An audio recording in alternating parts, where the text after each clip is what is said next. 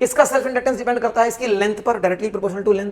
जितनी ज्यादा लेंथ होगी उतना ज्यादा इसका सेल्फ इंडक्टेंस होगा। जितना ज्यादा एरिया ऑफ क्रॉस सेक्शन होगा, मतलब कॉइल जितनी मोटी होगी उतना ज्यादा उसका सेल्फ इंडक्टेंस होगा।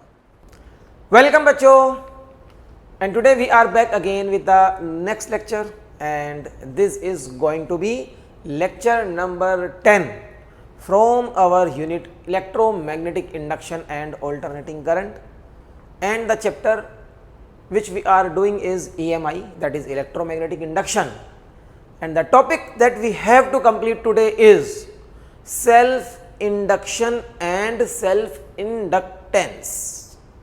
सेल्फ इंडक्शन टॉपिक आज हमें कंप्लीट कर लेना है।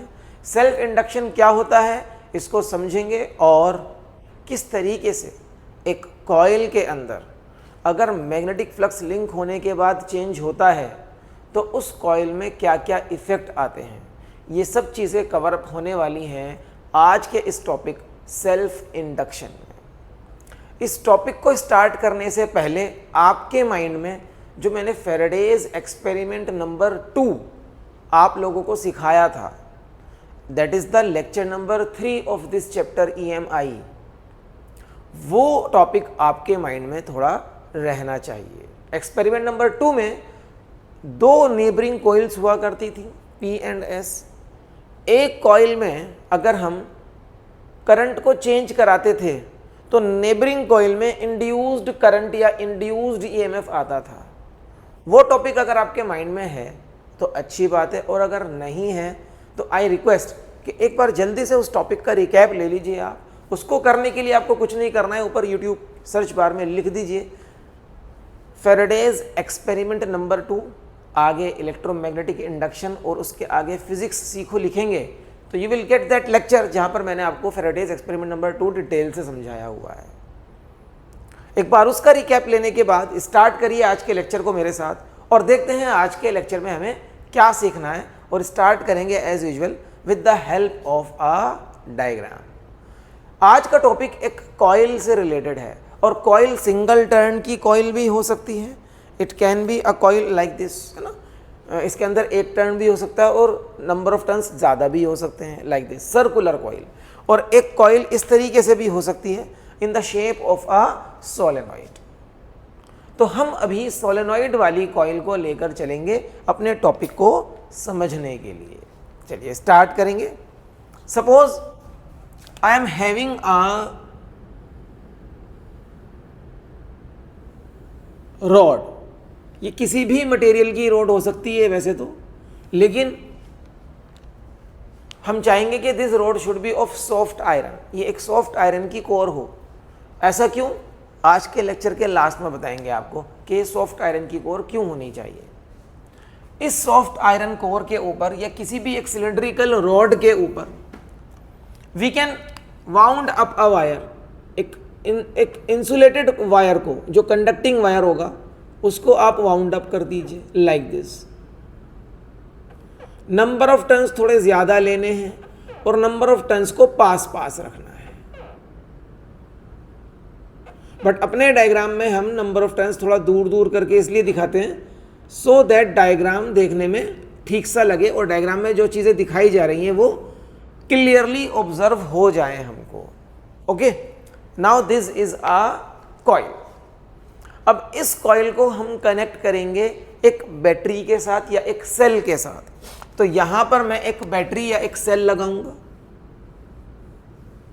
ये मेरा सेल है, higher potential lower potential, and with the help of a key K मैंने ये सर्किट कर दिया है complete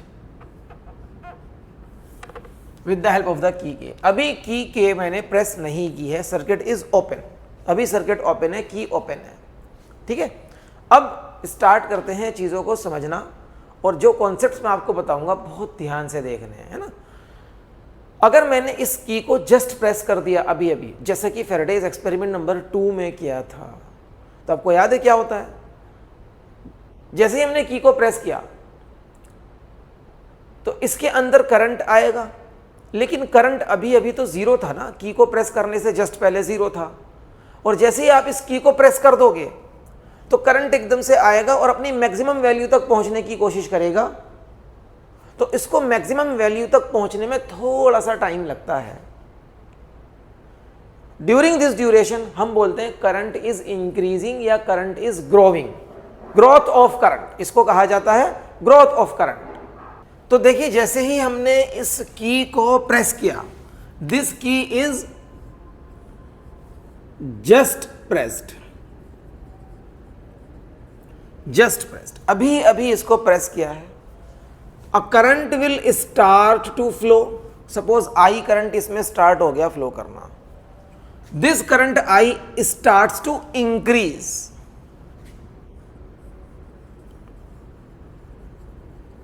the current I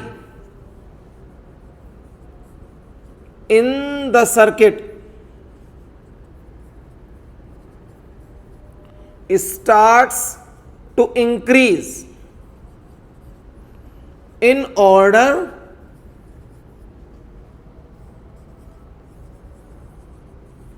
to reach its maximum value। अपनी मैक्सिमम वैल्यू पर पहुंचने के लिए ये इंक्रीज करना शुरू कर देगा, इसी को बोलते हैं growth of current.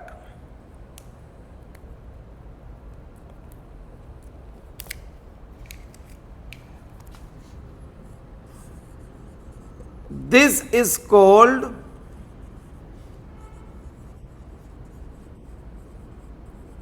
Growth of current, इसी को ग्रोथ ऑफ करंट बोला जाता है। तो during the growth of current when the current I is increasing, because it is a solenoid, क्योंकि ये तो सोलेनॉइड है तो इसके अंदर मैग्नेटिक फील्ड तो आएगा, तो मैग्नेटिक फील्ड, तो during growth of current,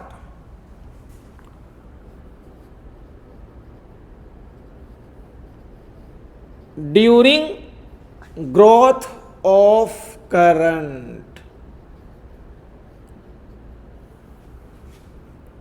magnetic field in the solenoid is also growing, क्योंकि अभी देखो क्या हो रहा है, ये करंट इंक्रीज हो रहा है इधर, तो इधर ये मैग्नेटिक फील्ड इंक्रीज हो रहा होगा, is also increasing, this magnetic field is also increasing, ये मैग्नेटिक फील्ड भी इंक्रीज हो रहा है। और अगर मैग्नेटिक फील्ड यहां पर है तो इट मीन्स इसके साथ फ्लक्स लिंक हो चुका है, तो हेंस या thus magnetic flux phi linked with this coil is also increasing, और उस फाई का फॉर्मूला होगा N B A cos zero. Zero क्यों बोला है अभी दिखाते हैं। देखो अब मैग्नेटिक फील्ड लाइंस, सोलेनॉइड है ना, तो सोलेनॉइड की मैग्नेटिक फील्ड लाइंस इस तरह से होती हैं, लाइक दिस। इस सोलेनॉइड के अंदर पैरेलल मैग्नेटिक फील्ड लाइंस होती हैं ऐसे। अगर करंट इधर मुझे दिख रहा है लाइक दिस क्लॉकवाइज, ये करंट क्लॉकवाइज है, तो इधर साउथ पोल होगा, इधर नॉर्थ पोल, तो मैग्नेटिक फील्ड लाइंस का डायरेक्शन भी ऐसे होगा। I can mark the direction as well. इधर नॉर्थ पोल है, इधर साउथ पोल है, ठीक है। और हर एक कॉइल का एरिया का नॉर्मल भी इसी डायरेक्शन में है। So the angle between the normal to the area and direction of magnetic field lines is 0 degree over here. Cos 0 होता है 1। A is area of each turn, her turn का area A है। B is the magnetic field and N are the number of turns, 1 2 3 4 5 6 7 जितने भी turns हैं वो number of turns N। cos 0 है तो 5 हो जाएगा मेरा NBA फाइनली, ठीक है। तो क्योंकि ये मैग्नेटिक फील्ड इंक्रीज कर रहा है तो फ्लक्स भी इंक्रीज कर रहा है। अभी flux is also increasing, magnetic flux is also increasing. और जब कभी भी मैग्नेटिक फ्लक्स लिंक करने के बाद चेंज करना शुरू कर दे तो उस सर्किट में इंड्यूस्ड ईएमएफ या इंड्यूस्ड करंट आ जाता है। अगर सर्किट क्लोज है तो इंड्यूस्ड करंट भी आएगा। तो because the circuit is close, तो इसमें क्या आएगा, इंड्यूस्ड करंट आ जाएगा। दिस इंड्यूस्ड ईएमएफ या इंड्यूस्ड करंट विल अपोज, इसका तो अपोजिंग नेचर होता है, will oppose the potential difference या the current, the original current set up by this battery. इस बैटरी ने, इस सेल ने जो करंट दिया है उसको अपोज करेगा, ऐसा इंड्यूस करंट आएगा। तो अभी क्या हो रहा है, this current is increasing, this current is increasing, अभी इसका ग्रोथ हो रहा है, ग्रोथ। तो ग्रोथ को रोकने के लिए जो इंड्यूस करंट यहां पर आएगा उसका डायरेक्शन होगा इस करंट से अपोजिट। ये ग्रोथ ऑफ करंट के टाइम पर है ना, इस वाले करंट की अभी ग्रोथ हो रही है, ग्रोथ ऑफ करंट के टाइम पर ऐसा हो रहा है। तो इस तरीके से एक इंड्यूस्ड ईएमएफ सेटअप हो जाता है इसके अंदर। इसको फिर से सुनेंगे, देखो जैसे ही हमने की प्रेस की, just pressed, the current given by this cell starts to increase, इसको ग्रोथ ऑफ करंट बोलते हैं, क्योंकि करंट इंक्रीज हो रहा है तो इसमें जो मैग्नेटिक फील्ड आया वो इंक्रीज होगा, और क्योंकि मैग्नेटिक फील्ड इंक्रीज हो रहा है तो इससे जो फ्लक्स लिंक हो गया इस कॉइल में वो भी इंक्रीज होगा, और फ्लक्स लिंक होकर इंक्रीज होगा तो इस कॉइल में बनेगा इंड्यूस्ड ईएमएफ, और इंड्यूस्ड ईएमएफ का नेचर होता है अपोजिंग। तो उस इंड्यूस्ड ईएमएफ से जो करंट आएगा, इंड्यूस्ड करंट, वो ऐसे डायरेक्शन में फ्लो करेगा that it will oppose the cause of its own production, वो अपने प्रोडक्शन के कॉज को ही अपोज करेगा।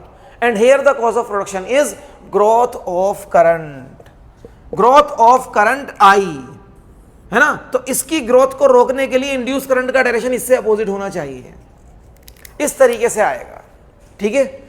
इसी फिनोमिना को सेल्फ इंडक्शन कहा जाता है। What is self induction? The phenomena of electromagnetic induction इन विच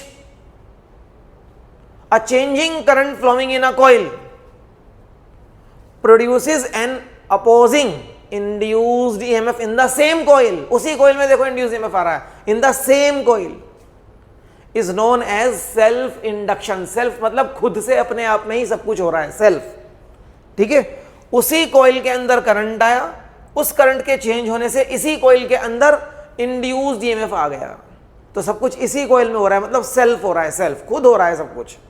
तो that is why this phenomena is known as self induction. इस फिनोमिना को इसलिए सेल्फ इंडक्शन बोलते हैं। तो यहां पर हम सेल्फ इंडक्शन की डेफिनेशन को भी मेंशन कर देंगे।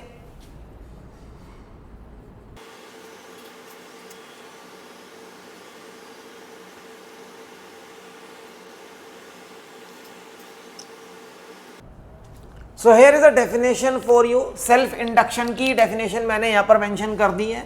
The phenomena of electromagnetic induction in which a changing current flowing in a coil, देखो a changing current is flowing in this coil, produces an opposing induced EMF। अब induced EMF तो opposing nature ही रखता है, तो उसकी वजह से इसके अंदर induced EMF आ गया opposing nature वाला, in the same coil, उसी के अंदर आया, ठीक है, किसी और coil में नहीं आया, in the same coil is known as self induction। और ये जो opposing induced EMF है, it is also known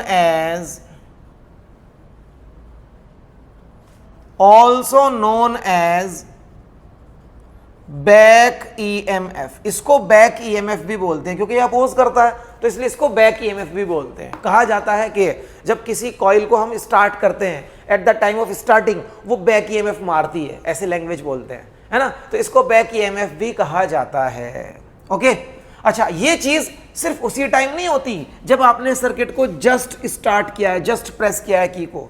जब आप की को जस्ट रिलीज करोगे, अब प्रेस कर दिया आपने, प्रेस करने के बाद जब तक करंट इंक्रीज होना है, जब तक ऐसा होता रहेगा।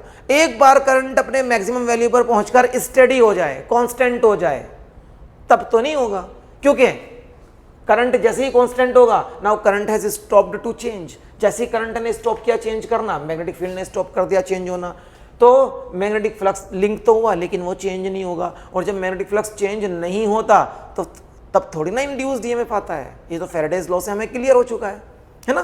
तो ये सिर्फ उतनी ही देर के लिए होता है जितनी देर तक ये करंट ग्रो करेगा, और करंट को ग्रो करने में ज्यादा टाइम नहीं लगता है, ठीक है। बहुत जल्दी करंट अपने स्टेडी वैल्यू पर पहुंच जाता है। स्टेडी वैल्यू मतलब कांस्टेंट वैल्यू पर पहुंच जाता है।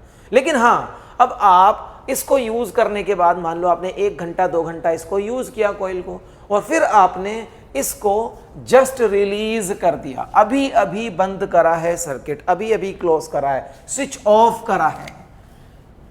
तो इस कॉइल को फिर से देखेंगे। सपोज ये कॉइल है,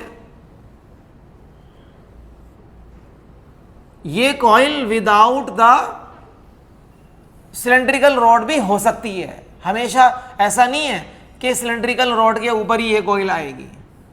तो ये अभी तक तो सर्किट अपने मैक्सिमम करंट के साथ काम कर रहा था, लेकिन जैसे ही मैंने इसको अभी अभी स्विच ऑफ करा, just released, key K is just released, है ना, जस्ट रिलीज मतलब सर्किट ओपन हो गया, अभी अभी रिलीज करा है। Now the current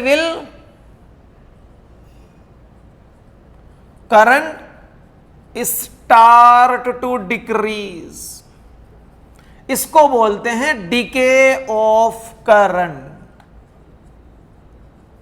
decay of current, ये था growth of current, it is known as decay of current. अब करंट को कुछ तो टाइम लगेगा अपनी मैक्सिमम वैल्यू से जीरो होने में। उतने टाइम के लिए मैग्नेटिक फील्ड जो लिंक हुआ है वो भी चेंज होगा। उतने टाइम के लिए फ्लक्स NBA cos 0 वो भी डिक्रीज होगा। तो उतने टाइम के लिए फिर से इसके अंदर एक इंड्यूस्ड EMF आएगा।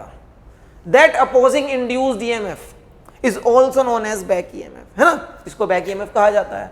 तो ये फिनोमिना क्या कहलाता है? Self induction. देखो उसी कॉइल के अंदर because of the change of current एक अपोजिंग EMF आ गया। This phenomena is known as self induction. इस फिनोमिना को सेल्फ इंडक्शन कहा जाता है। तो क्योंकि ये अपोजिंग नेचर का है, तो अब कैसे अपोज करेगा आपको ये देखना होगा। Now the reason for the induced EMF is decay of current. इस करंट की वैल्यू कम होती जा रही है, तो इसको अपोज करना है, करंट को कम होने से रोकना है, तो इंड्यूस्ड करंट इसी डायरेक्शन में लगेगा, तभी तो इसको कम होने से रोकेगा। So this time the direction of induced current will be the same as that of the current due to this cell, and during growth of current the direction of induced current is opposite to the current which is due to the cell। ये याद रखना है, ठीक है। तो ये दोनों diagrams हो गए, ये डीके वाला डायग्राम है, ये ड्यूरिंग ग्रोथ ऑफ करंट वाला डायग्राम है। लेकिन दोनों ही केसेस में एक इंड्यूस्ड EMF आता है जो अपोजिंग नेचर का होता है, जिसको बैक EMF भी कहा जाता है, और इसी फिनोमिना को हम बोलते हैं सेल्फ इंडक्शन। क्या है फिनोमिना सेल्फ इंडक्शन?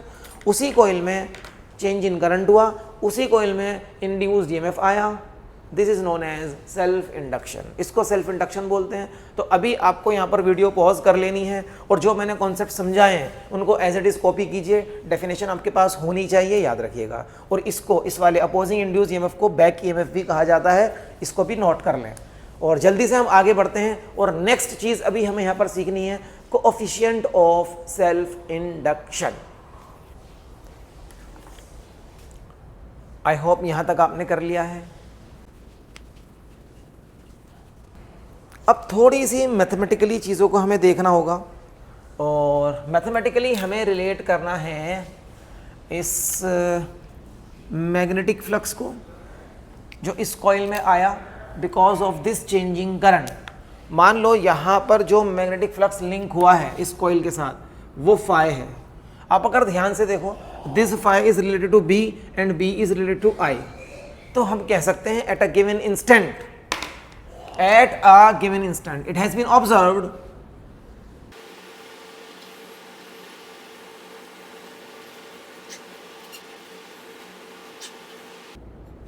देखिए इधर किसी भी इंस्टेंट पर जो मैग्नेटिक फ्लक्स इसके साथ अभी लिंक हुआ है वो इसके अंदर अभी कितना करंट फ्लो कर रहा है ड्यू टू एक्सटर्नल सोर्स, उस पर डायरेक्टली प्रोपोर्शनल होता है, ये ऑब्जर्व किया गया है।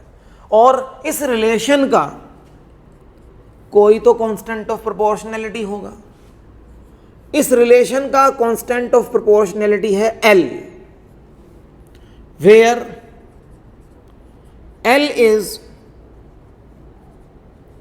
Constant of proportionality and it is known as coefficient of self induction, और सिंपली आप इसको बोल सकते हो सेल्फ इंडक्टेंस। या तो आप इसको कोएफिशिएंट ऑफ सेल्फ इंडक्शन बोलेंगे, या आप इसको सिंपली सेल्फ इंडक्टेंस कह सकते हैं। ये L यहां पर कांस्टेंट ऑफ प्रोपोर्शनैलिटी है, और इसी का नाम आज से क्या रखा है हमने, सेल्फ इंडक्टेंस या coefficient of self induction. Okay, तो ये रिलेशन एक इंपॉर्टेंट रिलेशन है, आपको याद रख लेनी है। phi is equals to Li, this is a relation for a coil. एक कॉइल के लिए रिलेशन है जहां पर L क्या है, L इस कॉइल का इंडक्टेंस है, सेल्फ इंडक्टेंस। पूरा नाम सेल्फ इंडक्टेंस, पूरा नाम क्या है, सेल्फ इंडक्टेंस। जैसे किसी रेजिस्टर का रेजिस्टेंस होता है, ऐसे ही किसी भी इंडक्टर का इंडक्टेंस होता है। कॉइल को इंडक्टर भी बोलते हैं, कॉइल को इंडक्टर भी बोलते हैं, याद रखना, ठीक है। जैसे किसी रेजिस्टर का रेजिस्टेंस होता है, वैसे ही कॉइल या इंडक्टर का इंडक्टेंस होता है। What is the property of resistance? The property of resistance is to oppose the flow of current through it. याद है ना, रेजिस्टेंस अपने थ्रू फ्लो होने वाले करंट को अपोज करता है। No, what is the property of inductance? Inductance is the property of any inductor due to which it oppose the change of current occurring in it. Resistance तो oppose करता है flow of current को, लेकिन inductance oppose करता है current में आने वाले चेंज को। देखो क्या हो रहा है यहाँ पर, करंट ग्रो करना चाहता है, इंक्रीज करना चाहता है, तो ये उसको अपोज कर रहा है, इसको इंक्रीज नहीं होने देना चाह रहा। और जब करंट डिक्रीज होना चाहता है तो ये उसको भी अपोज करता है, वो उसको डिक्रीज भी नहीं होने देना चाहता। तो what is inductance doing over here? Inductance एक इंडक्टर की ऐसी प्रॉपर्टी है जिसकी वजह से वो अपने अंदर होने वाले करंट में चेंज को रोकता है। Inductance is the property due to which it opposes the change in current occurring in it. Note डाल के मेंशन कर लो, मैं यहां पर लिख देता हूं।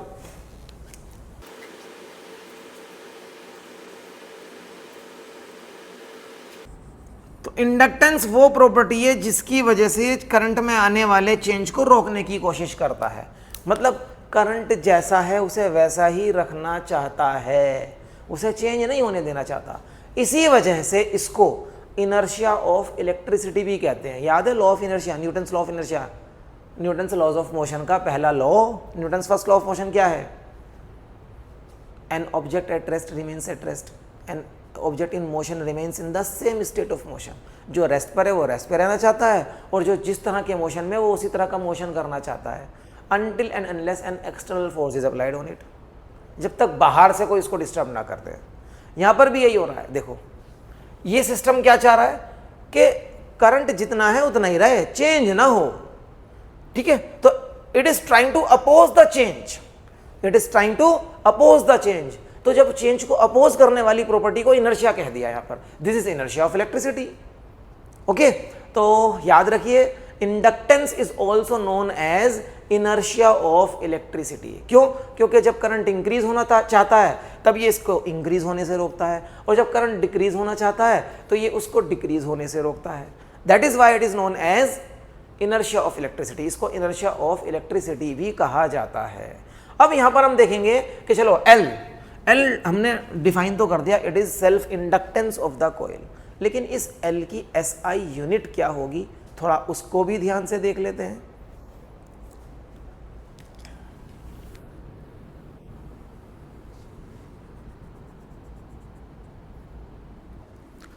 SI unit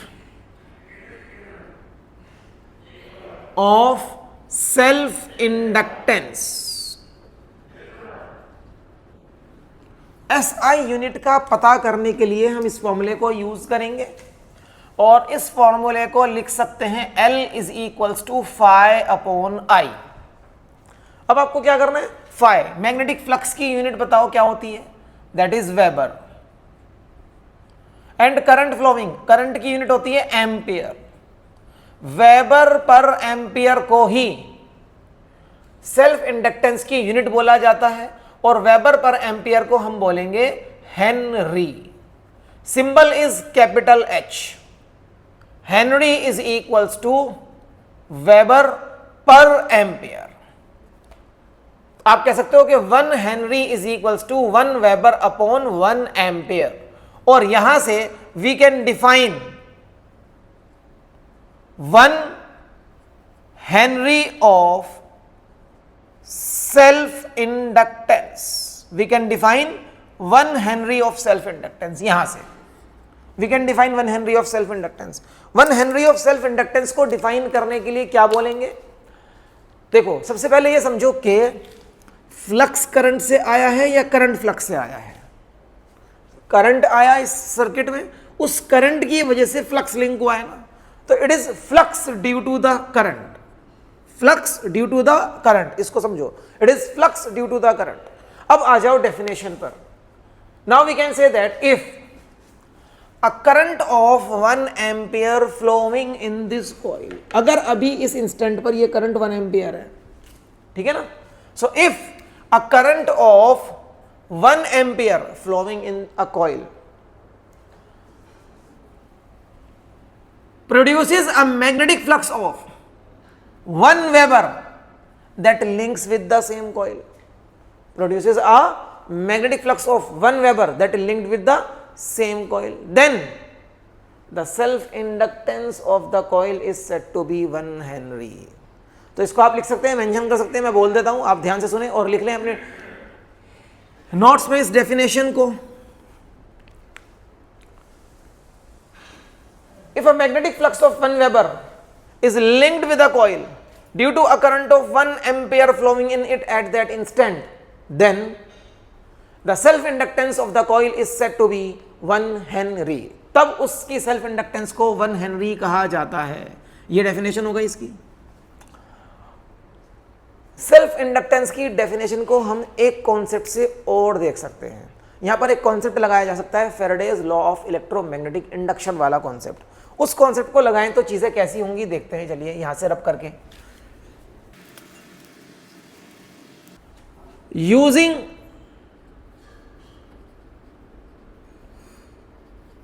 Faraday's law, Faraday's law, इसमें इंड्यूस्ड ईएमएफ आएगा ना, वो इंड्यूस्ड ईएमएफ मतलब back EMF in the coil is given as minus d phi by d t, और इस कॉइल का फाई होता है एल आई। तो फाई की जगह आई can right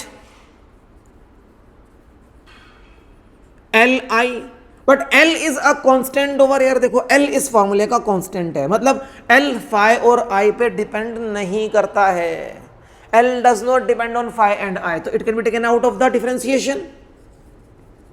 minus L d I by d t. What is d I by d t? D I by d t is the rate of change of current, कि current यहां पर किस rate से change कर रहा है। इसी को अपोज करता है इंडक्टर। एक कॉइल इसी को अपोज करता है। A coil opposes the rate of change of current occurring in it. L के लिए अगर मैं इस फॉर्मूले को लिखूं तो I can write the formula as L is equals to, minus को इधर ले आओ, माइनस ई, ई मतलब induced EMF, upon d I by d t को नीचे ले जाओ, d I by d t मतलब rate of change of current. Now I can use this formula to define the unit of inductance. Inductance, self inductance की unit क्या होती है? Henry, वो तो हमें पता चल ही गया। लेकिन इस हेनरी को एक तरीके से और डिफाइन कर सकते हैं यूजिंग दिस फॉर्मूला। कैसे? देखो ध्यान से, इंड्यूस ईएमएफ की यूनिट लिख दो, नीचे rate of change of current की यूनिट लिख दो, उससे आपको यूनिट मिल जाएगी सेल्फ इंडक्टेंस की, जिसे हम हेनरी बोलते हैं। देखो आगे,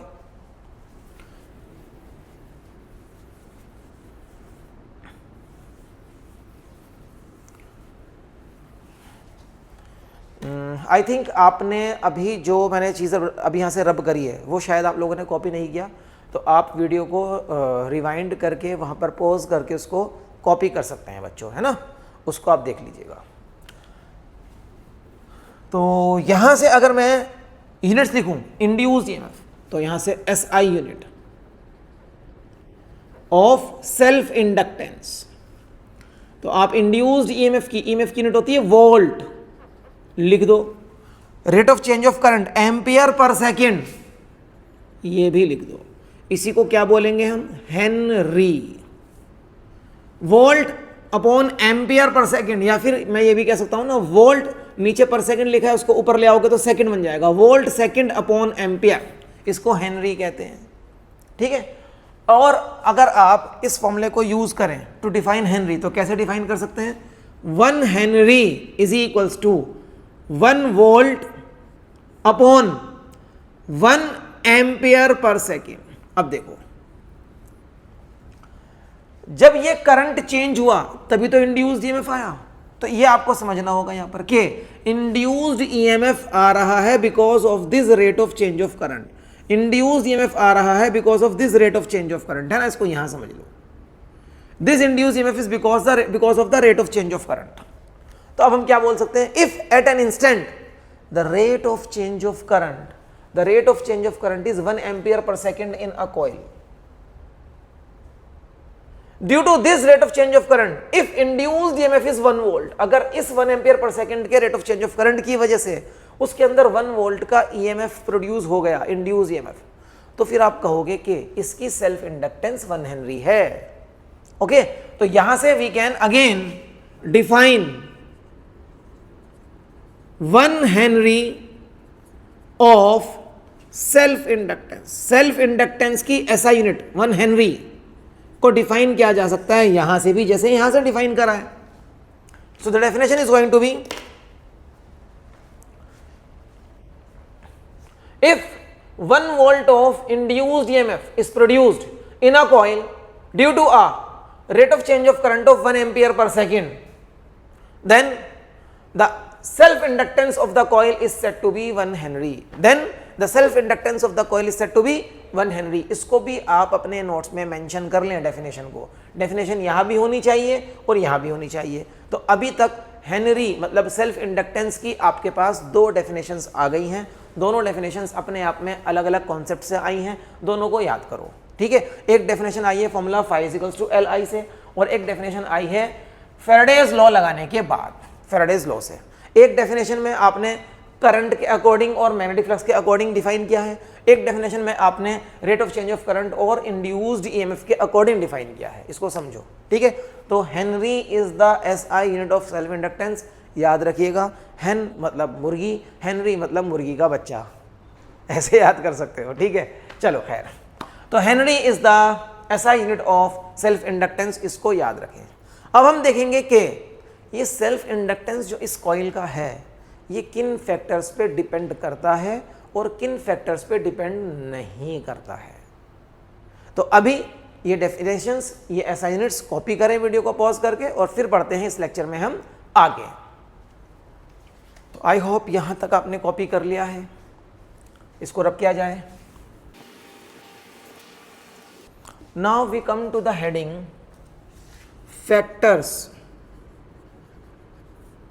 या पहले चलो देखते हैं कि सेल्फ इंडक्टेंस किन चीजों पर डिपेंड नहीं करता।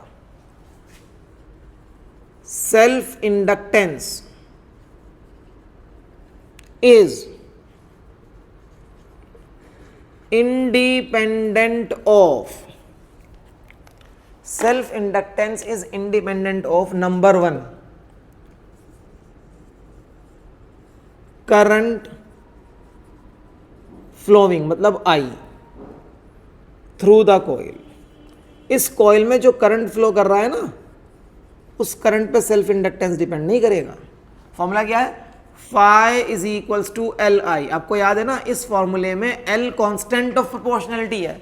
तो अगर इस फॉर्मूले का कांस्टेंट है L, तो इस फॉर्मूले की बाकी चीजों पे डिपेंड नहीं करेगा। वो I पे डिपेंड नहीं करेगा, वो φ पे डिपेंड नहीं करेगा। तो it is independent of the current I, चाहे वो ग्रो कर रहा हो या वो स्टेडी हो, वो इस बात पर डिपेंड नहीं करेगा, I पे डिपेंड नहीं करेगा, है ना।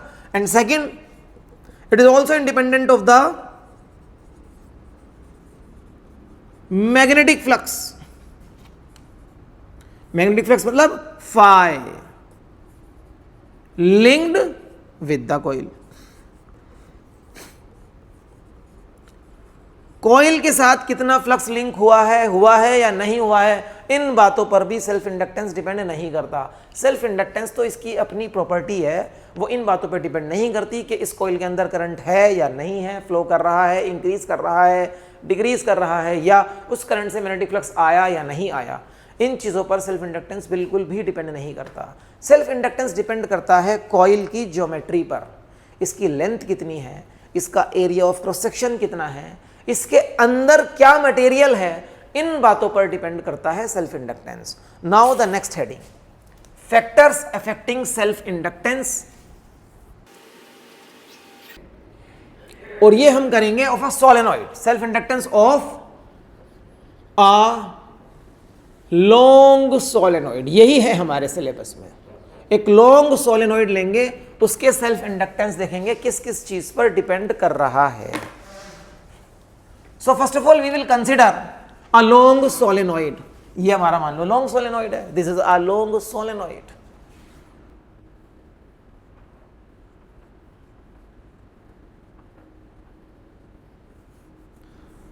Late the length of this solenoid is L। ठीक है, इसकी लेंथ L है, इसके number of turns per unit length small n है। Length is L and number of turns per unit length is small n। अभी मान लो at an instant इसमें करंट फ्लो कर रहा है I। Let current flowing in it at given instant is I, जिसकी वजह से मान लो इसके साथ जो फ्लक्स लिंक हो गया है वो है फाई। ठीक है, इसकी वजह से फ्लक्स लिंक हो गया, such that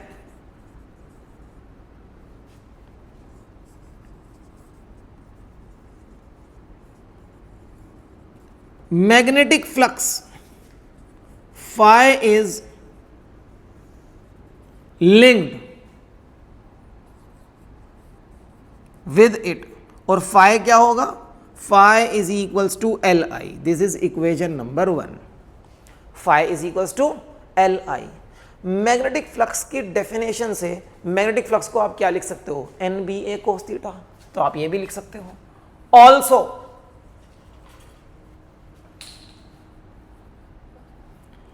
phi is equals to NBA cos 0। Theta यहां पर 0 रहेगा क्योंकि मैग्नेटिक फील्ड लाइंस का डायरेक्शन यही है, मैंने आपको बताया था अभी थोड़ी देर पहले, और नॉर्मल टू द एरिया भी यही है, they both are in the same direction, तो एंगल 0। तो where n is equals to number of turns, n इसके नंबर ऑफ टर्न्स हैं, और वो क्या होंगे, number of turns per unit length into length. ये क्या है, नंबर ऑफ टर्न्स। B क्या है, मैग्नेटिक फील्ड है, और वो कितना होगा, म्यू नॉट NI, ये मैग्नेटिक फील्ड है।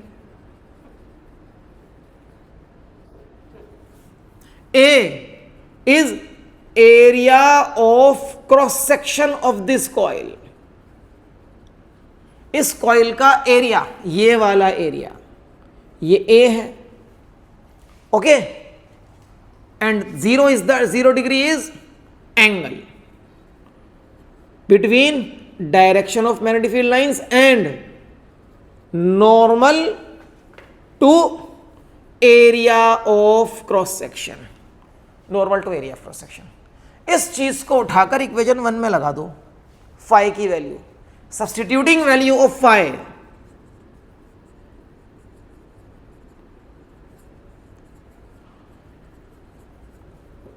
इन इक्वेशन 1 वी गेट, तो फाई की जगह NBA cos 0 1 हो जाएगा is equals to Li। n की जगह number of turns into length, यहां से आ गया, B की जगह म्यू नॉट NI यहां से आ जाएगा। A इज एरिया लिंक्ड, पूरा का पूरा एरिया लिंक हो चुका है, क्यों, क्योंकि मैग्नेटिक फील्ड लाइंस इसमें पूरे में होंगी लाइक दिस, तो पूरा ही एरिया लिंक हुआ है ना, यहां से यहां तक पूरा ही एरिया लिंक हुआ है, ये सारी मैग्नेटिक फील्ड लाइंस होंगी। तो कंप्लीट एरिया लिख दिया। cos 0 is 1 is equals to L I. ध्यान से देखो, आई कैंसिल्स आई। वैसे भी एल का आंसर आई पे डिपेंड नहीं करता, आपने पहले ही बता दिया है, एल इज इंडिपेंडेंट ऑफ आई, है ना। तो आई तो आना ही नहीं है आपके रिलेशन में, करंट कितना ही फ्लो कर रहा हो, एल का आंसर इस पे डिपेंड नहीं करता, वो कैंसिल हो गया। अब देखो बाकी चीजें क्या बच रही हैं। म्यू नॉट, इसको कॉपी कर लेते हैं, एन एन एन स्क्वायर बन गया, ये भी हो गया, L A is equals to capital L. तो मेरे पास कैपिटल एल मतलब सेल्फ इंडक्टेंस का वो रिलेशन, वो फॉर्मूला आ चुका है जो मुझे बताएगा कि सेल्फ इंडक्टेंस किन किन चीजों पर डिपेंड करता है। एक लॉन्ग सोलेनॉइड का सेल्फ इंडक्टेंस डिपेंड करता है area of cross section of the solenoid.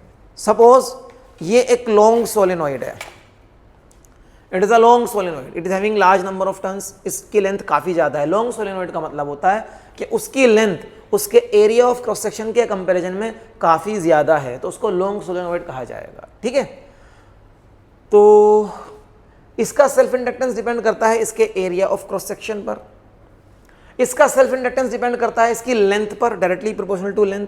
जितनी ज्यादा लेंथ होगी उतना ज्यादा इसका सेल्फ इंडक्टेंस होगा, जितना ज्यादा एरिया ऑफ क्रॉस सेक्शन होगा, मतलब कॉइल जितनी मोटी होगी उतना ज्यादा उसका सेल्फ इंडक्टेंस होगा।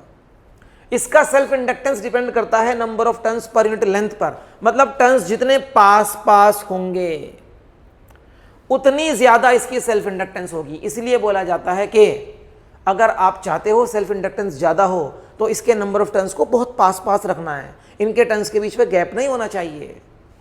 And it depends upon mu naught. What is this mu naught? Mu naught is the permeability of the medium with in the coil. Coil के अंदर क्या मीडियम है? अभी फ्री स्पेस है।